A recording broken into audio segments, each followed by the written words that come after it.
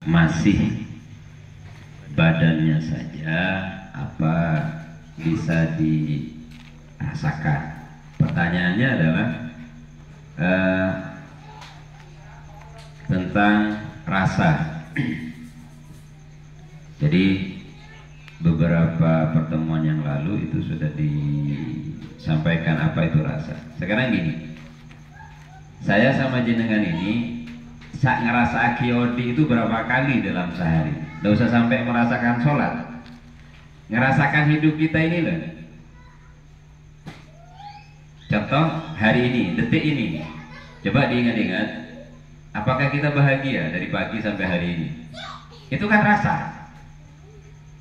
Nah, kalau kita dengan rasa yang begini saja nggak bisa, yang kita alami langsung saja tidak bisa, bagaimana dengan sholat yang dimensinya jauh lebih suci dan jauh lebih bersih?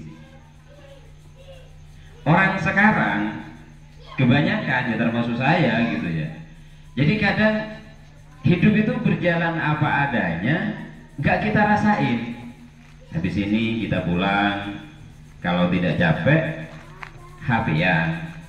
HP-an, terus nanti capek tidur, bangun tahajud, terus kemudian kalau yang tahajud bangun subuh, terus sholat subuh kita pertama kali kita menghadap Allah Ta'ala, kita rasakan tidak? Ternyata tidak kita rasakan. Terus sampai kepada kita makan saja tidak kita rasakan. Kalau sudah keburu telat mau berangkat ke kantor, makannya cepat, tidak dirasakan. Padahal makan itu adalah rasa secara indrawi, rasa secara jasmani. Makan itu saja tidak dirasakan.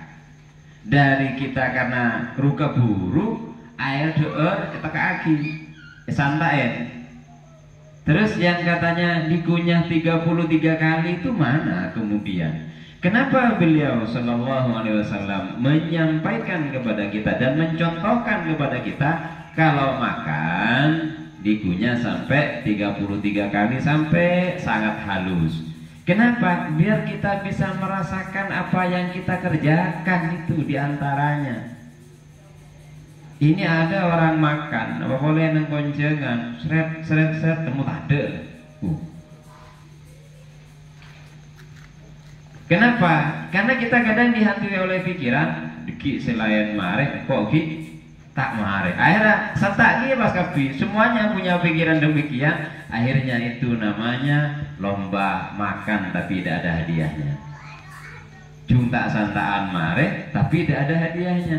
Kenapa kita begitu? Ya karena itu tadi. Jadi sehari-hari kita ini lebih banyak dikuasai oleh dimensi jasmaniyah, badan yang menguasai kita. Bukan psikologis kita yang menguasai, tetapi badan yang menguasai kita.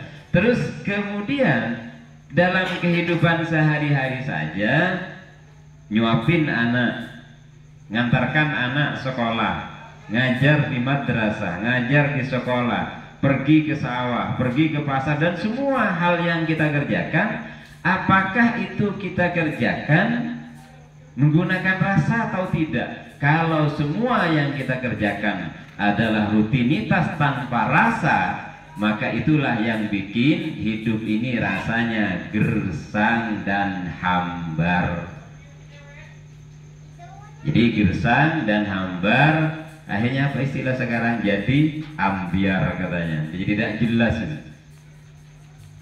Andaikan saya kadang kalau merenung itu, coba ada orang mati, terus pas hidup lagi cerita gimana balasan perbuatannya, insya Allah orang akan sadar itu. Itu pun kalau yang dapat hidayah. Tapi kalau yang memang sudah ananya kuat, huruf alifnya terlalu kuat, ya tidak bisa juga gitu. Kenapa? Karena semuanya akan kembali kepada bagaimana perilaku dan kehidupan kita sehari-hari. Sehingga kepada pertanyaan tadi, maka gimana caranya?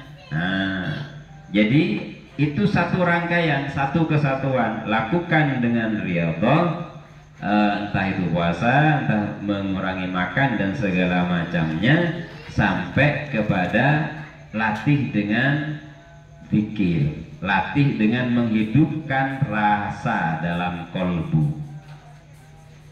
Biar mengucapkan la ilaha illallah, tidak ada Tuhan kecuali Allah, tidak ada yang mencipta kecuali Allah, tidak ada yang bisa memberi uang kecuali Allah, tidak ada yang bisa mengasih makan kecuali Allah. Bahkan aku pun ini tidak ada, yang ada hanya Allah. Itu fana namanya, itu puncak.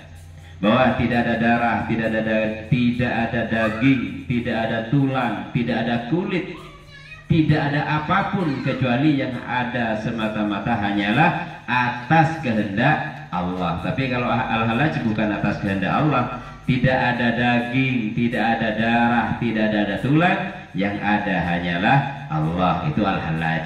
Yang agak sopan dikit Al-Ghazali apa? Yaitu semuanya bi'iradatillah, semuanya dengan kehendak Allah Ta'ala. Kenapa? Karena Al-Ghazali bukan tidak faham kepada al-hulul dan ittihad. Beliau faham itu semua, sehingga beliau menjelaskan, saya tahu apa yang terjadi kepada Al-Hallaj dan Abi Yazid Al-Bustami. Tetapi beliau memang menjadi generasi yang berhasil mengkompromikan antara fikih dengan tasawuf. Makanya fikihnya beliau dalam kitab Ihya itu fikih campuran. Dalam kitab Bidayah juga kitab fikih campuran. Campuran apa? Tidak murni syariat, tetapi itulah yang sesungguhnya. Bagaimana beliau menjelaskan haji, bagaimana beliau menjelaskan sholat, bagaimana beliau menjelaskan puasa dan sebagainya. Hanya satu kalimat yang saya ingat di situ, bahwa Allah itu tidak akan menemui seorang hamba jika hamba itu dalam keadaan kenyang. Terus kemudian yang kedua, al-ilmun nafi, ilmu yang manfaat itu adalah ilmu qalbi, ilmu hati.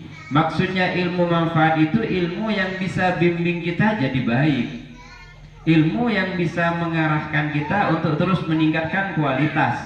Itu namanya ilmu nafi.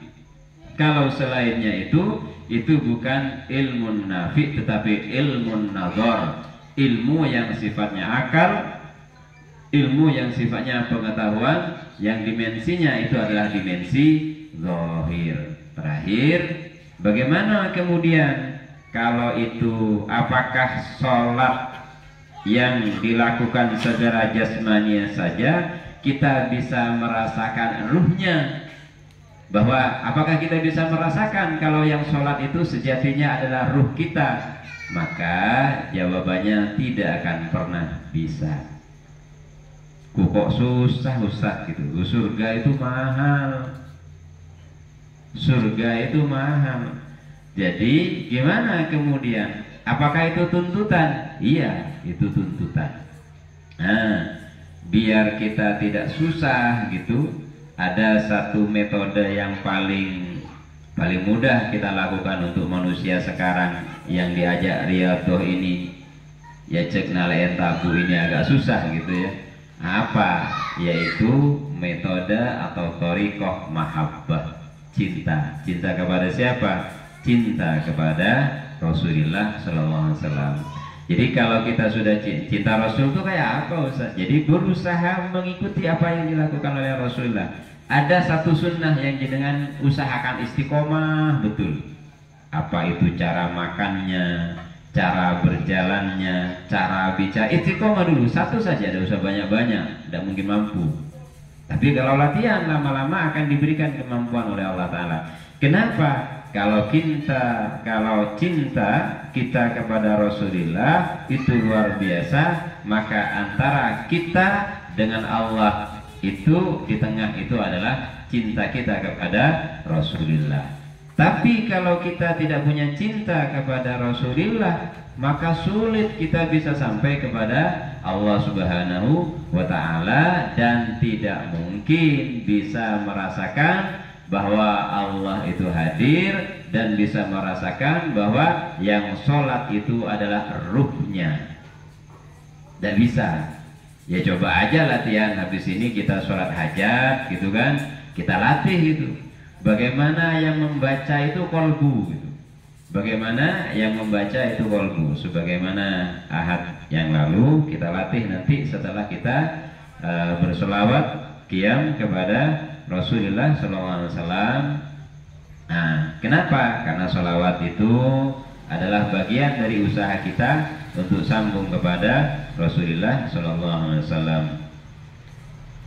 فاهتز العرش ضربا واستبشارا وازداد